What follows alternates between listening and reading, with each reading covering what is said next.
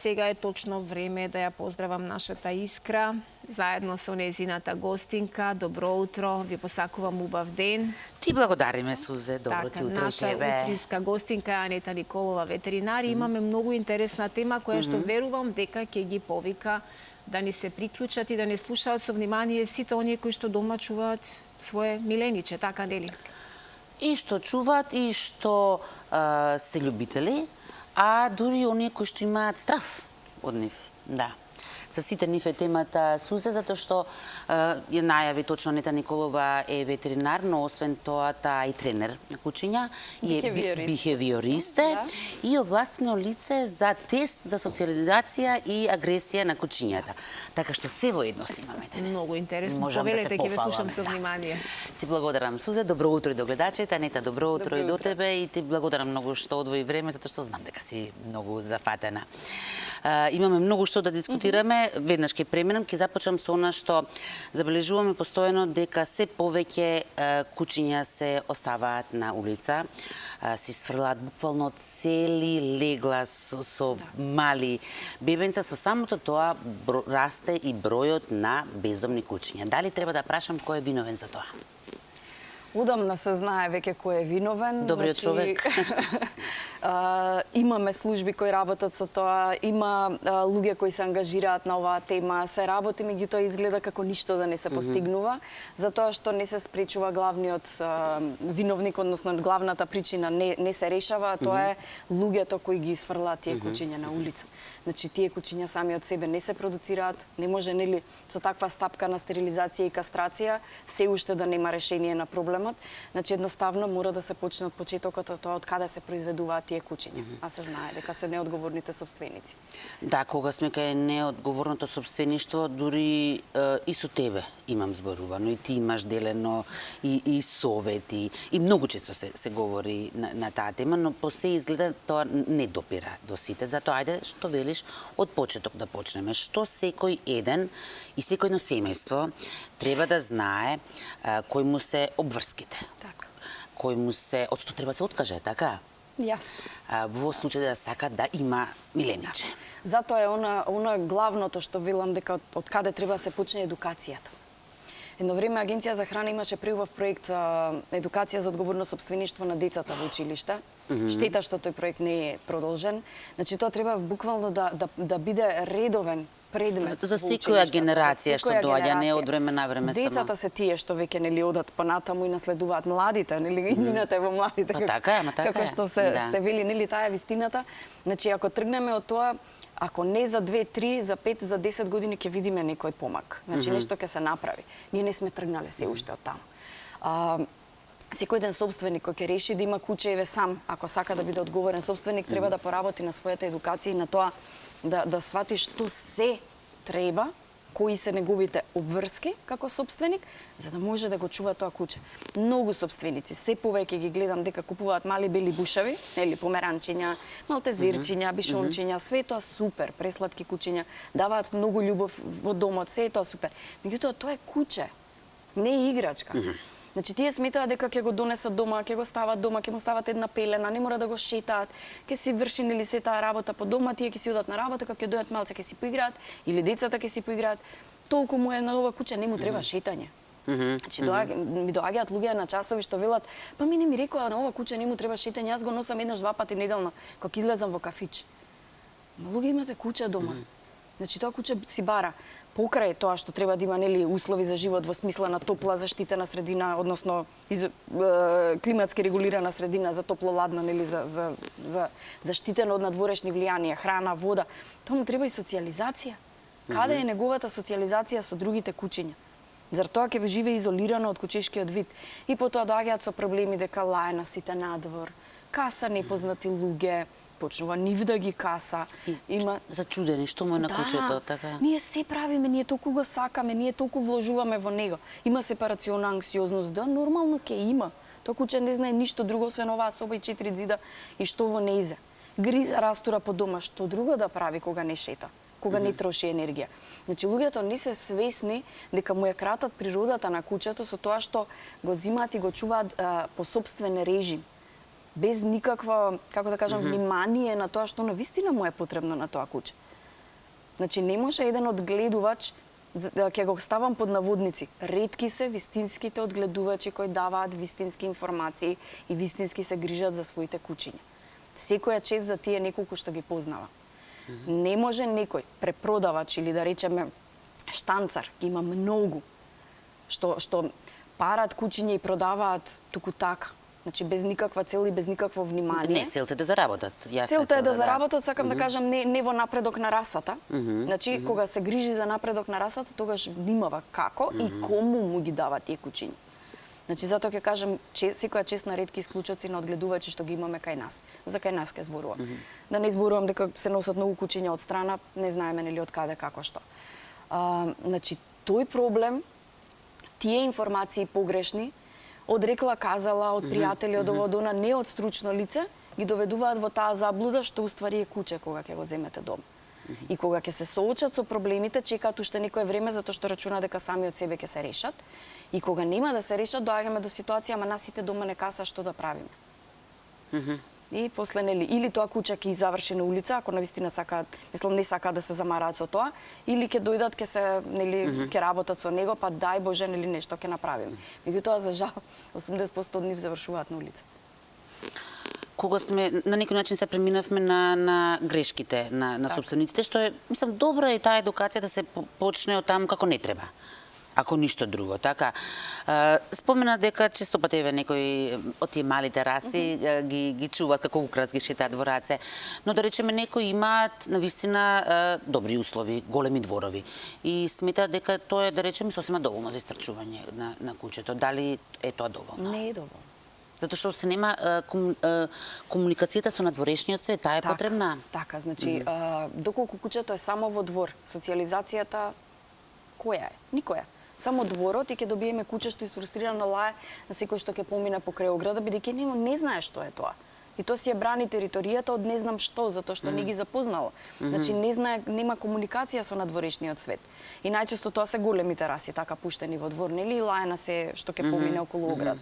И кога ќе излезе надвор на шетање со тоа куче, значи во ретки случаи тоа куче нели се влече на каиш, не може да го додржи, или не може да се отвори врата, па има ситуација така ми дојдоа со куче кое е нападнало, односно проаѓаат луѓе, тоа куче си лае, се погодила отворена врата, излегла, нормално, испаднала ситуација, па потоа дојдоа на тест за социализација кај мене, односно на агресивност.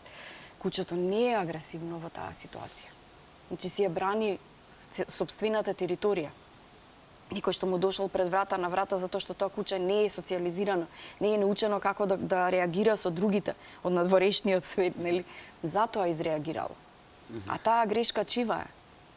На крај кучето може да заврши, нели, еутаназирано затоа што е агресивно напаѓа, беше од оние раси кои не се многу обожавани. Зашто тоа куче да заврши така кога можело се посвети внимание на време, да се социализира и да го нема тој проблем со тоа куче. Значи многу работи доаѓаат, односно не сакам да обвинам јас никого тука. Меѓутоа сакам да ги освестам луѓето дека грешките 99% доаѓаат од нив кога се работи за воспитувањето на кучето и однесувањето на нивното куче. Како што и родителите се одговорни за воспитувањето на своето дете. Исто е. Значи, навистина мора да посветат време, внимание. Дворот не е доволно. Тоа куче ќе се истрча денес во дворот, ќе сврти 3 круга, толку ќе му биде само со себе, ќе ископа дупка, ќе изгриза нешто и ќе лае на ограда. Повеќе од тоа нема да прави. А ако го земете денес 2 пати во денот по 1 сат, да работите вежби, команди, па да го однесете во дог парк, па да поигра со кучиња, па да отидете да седнете негде со него, па да го погали комшијата, па да го види на дете, па да поигра со други, значи тоа куче веќе е социализирано и нема да го прави тоа што го прави. И ќе имаме сосема подруга слика кај тоа куче. Значи се си е поврзана. И навистина одговорноста на сопствениците е 100%, кога веќе ќе го земат кај себе. Да, ова малку ретко кој сака веројатно да ја слушне вака вистината дека самите тие се виновни, но да, разбирливо е со оглед на тоа што можеби дури поврзаност е повеќе отколку меѓу дете и родител, затоа што овде на вистина сопственикот на кучето му е се. Алфа и омега, така? Да. Така што веројатно неговото воспитување зависи исклучиво од Нема од кој друг. Ајде да малку да подобјасниме тоа, рековме дека си бихевиорист, па малку повеќе да навлеземе во тоа што точно значи, со кои од овие проблеми или дали со сите овие проблеми што ги наведе се занимава еден бихевиорист? Значи бихевиористот се занимава со малце подлабоко решавање на траумите, тие, ајде да речеме, психолошки проблеми кај кучињата. Значи, работам со кучиња кои имаат сепарационна анксиозност, кои имаат агресивност, кои имаат реактивност, што е различно од агресивност, а исто изгледа. Значи, кои имаат reverse guarding, значи има кучиња кои не дозволува собственикот да му седне на фотелја или ако лежи со едниот собственик, другиот не смее да дојде да седне на кревет или да легне. Значи, има кучиња што си бранат хранилката, храната, коската, значи, нели онаа за грицкање што им ја даваат. Значи, има секакви ситуации и тоа се многу посложени проблеми кои со класична дресура не се решаваат. Значи, тука е потребно да се види што доведува до тој проблем, затоа што секогаш има. Тоа е неверојатно како секогаш има причина. И како однесувањето... Само треба се дојде до неа, така? Да, значи мора да се дојде до причината, не може само на низе да се накалемат вежби и тоа да престане. Што значи ти на некој начин малку навлегуваш и во психиката на собствениците за да ја откриеш причината, така? Свесни се тие за тоа дека тоа го правиш? Да. Разговараме многу убаво, разговараме многу отворено. Часовите се секогаш полни со многу информации, значи јас ги едуцирам собствениците, а преку нив работам со кучињата, затоа што ми е битно тие утре сами со своето куче да може да функционираат. Значи, овој твој пристап, бихевиористички, се разликува од класичната дресура, што сите ја знаеме. Морам да ти кажам дека, претпоставам дека знаеш, дека малку имаме така веќе и негативен поглед кон класичната. Дали од минатото, затоа што обично подразбираше и физичко казнување, да. Порано да. Така? Порано се надам дека веќе не е така. Јас ги имам слушано тие нели информации, до мене дека стапот работел. Да, не сакам тој момент да го коментирам, поминало се надевам Важно, дека овој новиот пристап апсолутно нема никаква врска со тоа. Собствениците се 100% присутни. И цело време се присутни. Да. Што значи му доаѓа како групна терапија? Групна терапија, не е терапија. Па, да. Групни вежби, групна работа вежби. и многу убава забава имаме часовите, значи си стануваме една мало семејство кое заедно го решава проблемот, односно заедничкиот проблем што го има, бидејќи секој доаѓа со некој проблем. И толку убаво се дружиме, толку убаво групна терапија дека сепак си го решаваат и својот проблем. Да, и на крај дури имаме и по некоја солзичка која треба да се разделиме. Значи толку убаво си поминуваме што навистина ни е пријатно и си остануваме пријатели и понатаму со луѓето. Јас ден денес се договараме и се гледаме на кафе, се излегуваме, се дружиме, значи баш тие луѓе ми се толку драги, вела моја крв. Значи наши луѓе сме си и функционираме безпрекорно понатаму. Сега те прашам, дали обично ти се обраќаат луѓе со проблем, дали треба да ти се обратат само кога имаат проблем или пак можеме од сам старт, штом земеме некое мало кученце, веќе да започнеме со овој. Многу ме радува што се повеќе има луѓе што од сам старт се занимаваат, дури и затоа што не знаат, па еве да прашаат некој што знае, така? Толку време работев на тоа да ги едуцирам луѓето дека од 4 месеци се почнува, не од 7-8 како порано, нели, што кружеше информацијата. Значи имам луѓе еве во последнава група што се јавија уште пред да го земат кучето. Тоа толку ми израдува, затоа што на време можеше да се направат некои работи кои инаку би биле страшни грешки ако понатаму нели продолжи тоа така. Така да доаѓаат на часови работат на време, додека се уште не се створиле проблемите и лошите навики и сега кученцето само учи нешто ново. Наместо да треба да бришеме што е она старо и погрешно, да моделираме, да пренасочуваме, сега учиме само ново и тоа е најдобриот начин, најефектниот. Кога веќе имаме возрастно куче, доаѓаат и кучиња 7-8 години. Значи 7-8 години го имале некој константен проблем и не нашле можност да го решат, доаѓаат, менуваме буквално, значи правам една програма која допира до исхрана, од исхрана до крајна точка проблем. Значи, буквално целиот процес на чување на кучето кај нив, што како функционира, ако треба го менуваме за да можеме да дојдеме до промена на однесувањето. Затоа што тука негде лежи таа причина. Имаш многу успешни приказни, но би ни издвоила ли некоја, да речеме некој вака во наводници безнадежен случај што бил, па сте го истерале на вистински пат? Имаше, мислам има во секоја група имам по 1 до 2 така да речеме малце посериозни случаи. Би издвоила, имаше ситуација кога куче дома знаеше да изреагира на детенце. Значи им се родило детенце, веќе почнува да проодува и почнува да му смета на кучето, меѓутоа кучето претходно немало таква ситуација, немало таква можност. Имаше во мал дел и некоја било главно, сега друг некој е главен, да, така. имаше и некоја си анксиозност, значи имаше нешто имало веќе. Да, така да многу ми е драго што собствениците не се откажаа, не го фрлија на улица, не го дадоа, него работеа со премногу внимание, значи да не се повтори повторно нелистата ситуација. Кучето ден денес си живее со нив, детенцето е да го порасна, значи супер се функционираат без проблем. Среќно семејство. Навистина многу сум среќна кога ќе успееме такво нешто. Имало и ситуации со кучиња со сепарационна анксиозност, што значи тоа го остава само дома или сите одиме на работа, кине, растура, дефецира, мокри, лае, вика, гребе, значи ужасна ситуација кога се врати дома, а тек што се случува во умот на кучето, нели? Таков страв да претрпи за сето тоа да го направи, додека собственикот е одсутен. И такви случаи сме решавали. Треба многу време, треба многу нерви, треба многу ангажман. Секоја чест на тие собственици што на вистина издржуваат и сакаат да го задржат кучето и прават се за да го надминат проблемот и го надминуваат. За жал, овде ќе го спомена моментот дека непревенирањето на ваквите работи доведува или до овие проблеми, сепарационата анксиозност и агресивноста се причини број 1 тука и во светот за напуштање на миленици. Значи, доколку вие на време се едуцирате што со тоа куче, како да го научите на некои работи, како вашето семејство живее, нели? Вие ќе ги немате тие проблеми, а со тоа го анулираме моментот на напуштање на миленикот. Значи, доаѓаме до тоа дека кај нас треба можеби да се размисли, односно јас со 2-3 предлога отидов кај 2-3 на градоначалници, никој не беше заинтересиран да воведеме задолжителна едукација на собствениците и на кучињата во општината. Затоа што како што тоа функционира сегде во светот. Значи, доколку ние ги едуцираме собствениците, сакам да земам куче, сакам да земам куче, дојди на, не знам, 3 часа, 4 часа едукација. Ке дознаеш што е куче. Добиваш подпис дека си бил на едукација, го зимаш кучето. Кучето навршува 4 месеци, си завршил со редовна вакцинација и се што е законски обврзно. Одиш на часови за социјализација. Тоа куче ќе се социјализира со други кучиња, со други луѓе, во различни средини, со нели се што треба. Има како тоа протокол, како тоа треба да изгледа. Кога ќе го направиш тоа, добиваш подпис. Твоето куче има 99% помали шанси да направи сепарационна анксиозност, агресивност, реактивност или било што понатам. И тоа куче е во тој процент заштитено да остане на улица утре. Значи, од тука почнува, од едукацијата и на собствениците и на кучињата. Зошто многу земји се слободни од бездомни кучиња? Зошто многу земји имаат програми за ваква едукација? Зашто многу земји имаат данок за кучиња?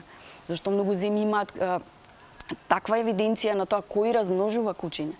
Затоа што сето ова било некогаш и кај нив и затоа е воведено и знаеме дека функционира, само треба да се воведе и овде, да се почитуваат законите и ќе функционира, нема проблем. Ние сме мала земја, брзо ќе го решиме тоа. Некако ми се надоврзи ова со она што сакав да го споменам, кога сме веќе кај еден од начините да се подобри состојбата со бездомните кучиња, како би можеле да вложат, а тоа би ги чинело многу помалку од трошоците што ги издаваат, например, пред некој ден излезе информација, конкретно е за општина Велес, но предпоставам и за сите други го имаат тој проблем. За минатата година општина Велес исплатила неверојатни 10,8 милиони денари, или тоа изнесува 175.000 евра за 159 каснувања од куче. При тоа, половина од тие пари, значи 5 милиони отишле кај оштетените, а половина кај адвокатите. И некако сето ова остава сомнеш дека некој многу добро профитира од состојба вака како што е, дури му одговара можеби полоша да е, со оглед на тоа што некои од овие оштетени биле каснувани дури од 4 до 5 пати. Мислам, што малер си годишно 4 до 5 пати да те касне куче. Меѓу нас, собствениците на кучиња, има информации за тоа како намерно се предизвикуваат ситуации, дури влегуваат во дог парковите со цел да бидат каснати. Меѓутоа има и вакви ситуации каде што се е тоа поврзано, организирано. Нема да одам понатаму во коментари, на сите не е јасно како функционираат многу работи во нашава држава, за жал. се надевам дека овој брај на промени кои се случуваат од онаа несреќа што сите ја доживеавме многу травматична, дека ќе промени нешто на секое поле, дури и на ова поле. Дека ќе се свестиме до кај сме и дека треба многу работи да смениме овде, ако сакаме да живееме како што треба, да живееме, да се тргнеме од ова дно на кое сме стигнале.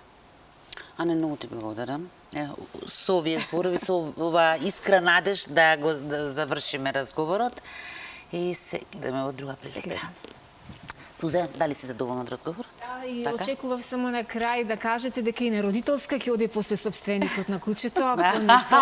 Добиваат дипломи, да знаете. Со диплома, да. Секоја Па како што имаш законска обврска на вистина да го вакцинираш, зошто да немаш и да го воспиташ? Па така, треба да биде одговорен секој собственик на милениче кој на вистина го прима дома со расширени раци и треба да му обезбеди услови, но треба и да се грижи за неговиот прогрес, како тоа ќе напредува, дали во добра или во лоша насока. И за него, а и за околината, така е. Нормално, тука би вложили општините со субвенционирање на таквите часови.